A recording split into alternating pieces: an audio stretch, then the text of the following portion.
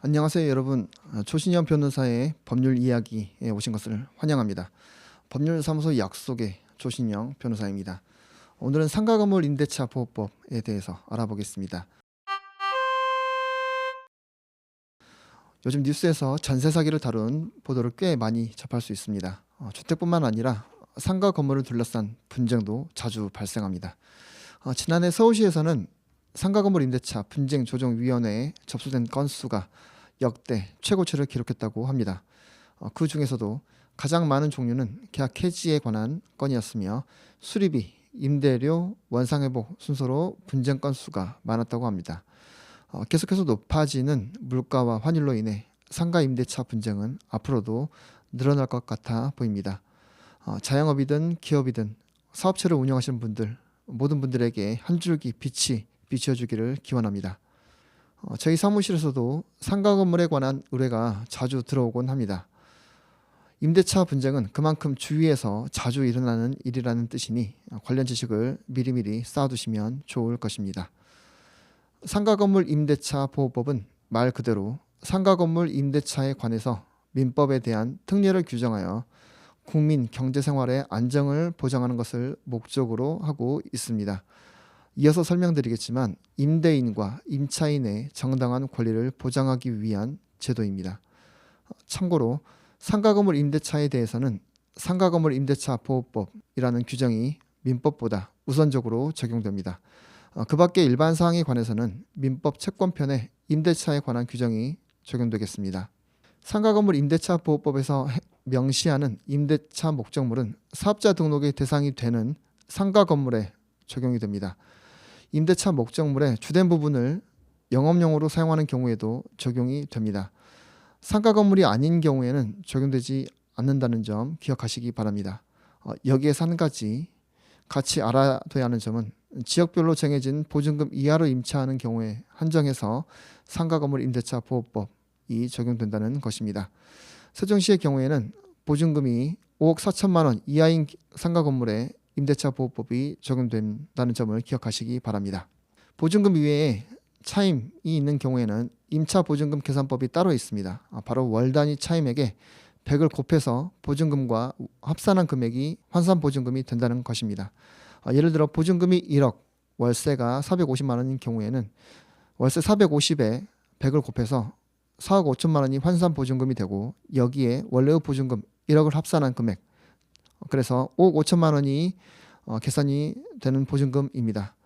만약 이 상가가 세종시에 위치해 있다면 상가건물 임대차 보호법에 적용을 받을 수 없다는 점을 참고하시기 바랍니다.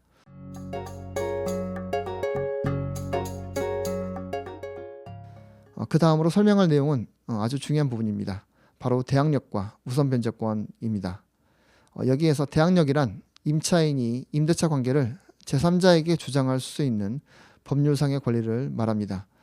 사실상 임대차는 채권이므로 원칙적으로는 제3자에 대한 대항력이 없지만 상가건물 임대차 보호법에서는 임차인이 상가건물을 인도받았고 사업자 등록 신청을 했다면 대항력을 주장할 수 있게 됩니다.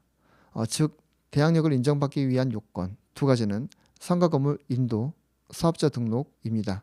대항력이 중요한 이유는 대항력을 갖게 되면 우선 변제권을 갖게 되기 때문입니다. 정확하게는 대항력과 임대차 계약 증서상의 확정일자를 갖춘 경우에 우선 변제권을 취득하게 됩니다. 여기에서 말하는 우선 변제권이란 상가건물 임대차 보호법상 임차인이 임차보증금을 우선 변제받을 수 있는 권리를 뜻합니다. 만약 임차 상가건물이 경매나 공매에 붙여졌을 경우에 다른 채권자보다 우선하여 보증금을 받을 수 있게 되는 것입니다. 그러니 상가를 임대했을 경우에 빠르게 대항력과 우선 변제권을 취득하시는 것을 권해드립니다. 상가 임대 계약 기간이 끝난 후 문제없이 보증금을 받는다면 정말 좋겠지만 간혹 대항력과 우선 변제권을 갖췄음에도 불구하고 보증금을 돌려받지 못하는 경우도 발생합니다. 설상가상으로 계약 만료 후에 이사까지 가야 되는 상황이라면 이미 취득했던 대항력과 우선 변제권이 상실되어 보증금을 돌려받기가 어려워질 수 있습니다. 그렇다고 보증금을 포기할 수는 없을 것입니다. 상가건물 임대차 보호법에서는 이런 경우에 대비한 제도도 있습니다.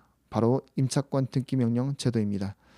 임차권 등기 명령을 신청해 임차권 등기가 되면 보증금을 받지 않은 상태에서 다른 곳으로 주소를 옮기더라도 대항력 그리고 우선 변제권이 유지가 됩니다.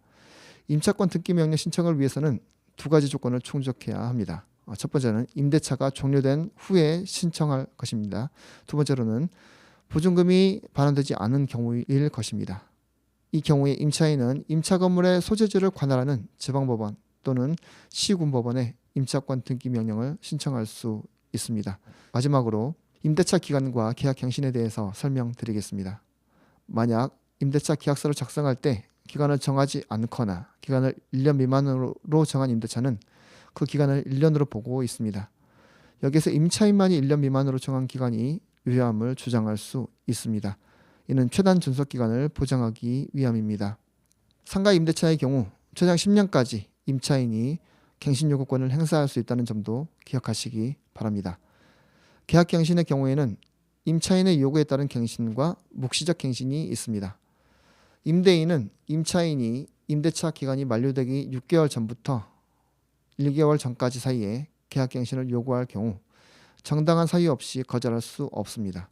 다만 임차인이 3기의 차임액에 해당하는 금액에 이르도록 연체한 사실이 있거나 임차인이 임차한 건물을 고의 중과실로 파손할 경우 등에는 임대인이 갱신을 거절할 수 있습니다.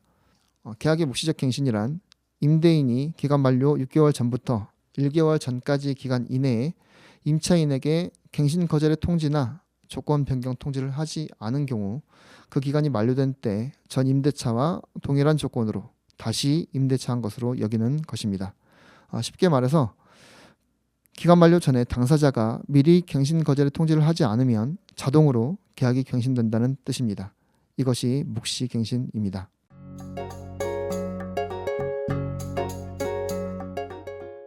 오늘은 상가건물 임대차 보호법에 대해서 알아보았습니다. 주택임대차보호법에도 오늘 배웠던 대항력, 우선변제권, 임차권 등기 명령 제도 등 익숙한 단어가 등장하니 기억하시면 좋을 것입니다. 상가임대차, 주택임대차 계약을 체결하는 경우에 오늘 방송 내용을 기억하시면 도움이 되실 것입니다. 이상 법률사무소 약속의 조신영 변호사였습니다. 청취해 주셔서 감사합니다.